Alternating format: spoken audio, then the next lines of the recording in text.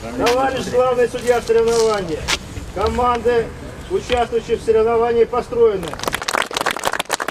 После шестилетнего перерыва во ВНЕФ возобновилась традиция проведения соревнований добровольных пожарных дружин. Участники первенства ВНЕФ собрались на стадионе «Авангард». Подразделения ядерного центра выставили 12 мужских и 2 женских команды, что для первого раза немало. Эти соревнования раньше организовывали полностью управление ФПС номер 4, и они были традиционными.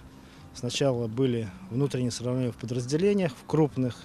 Это первый этап. Там завод ВНИЕФ, завод «Авангард», другие крупные подразделения. И потом лучшие команды выставлялись на городские соревнования. Сначала работникам ВНЕФ предстояло пройти теоретический этап соревнования, ответить на вопросы, например, по какому номеру вызывать пожарную охрану или как пользоваться первичными средствами пожаротушения. Это тот теоретический минимум, который должен знать каждый. Добровольцы, они прибывают, и от их правильно слаженных действий зависит первоначальный этап тушения пожара. Потому что позвонить, сообщить и первенство помощи протянуть.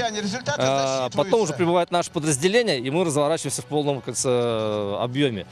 Поэтому добровольцы, на них возлагается большая задача и ответственность. В подобных соревнованиях Наталья Филимонова участвует впервые. Говорит, среди женщин будет жесткая борьба за первое место. Ее команда к соревнованиям тщательно готовилась. Полезны и для нас, и вообще мы, если попадем в экстренную ситуацию, спасем не только своей жизни. Потому что сейчас у нас есть не только теоретические знания, но и опыт. За время тренировок приобретенный опыт и отработанное движение.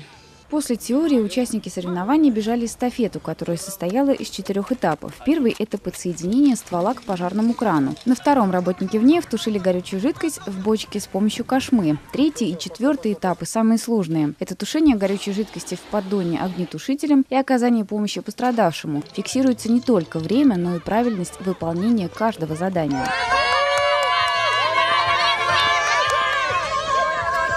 По итогам соревнований среди мужских команд первое место завоевали работники ИЛФИ, второе – команда завода ВНИЕФ, а на третьем месте оказались сотрудники НТЦФ. У женщин победителем стала команда завода ВНИЕФ, а на втором месте – работницы КБ-1. В следующем году организаторы планируют сделать соревнования городскими с участием добровольных пожарных расчетов и других предприятий Сарова.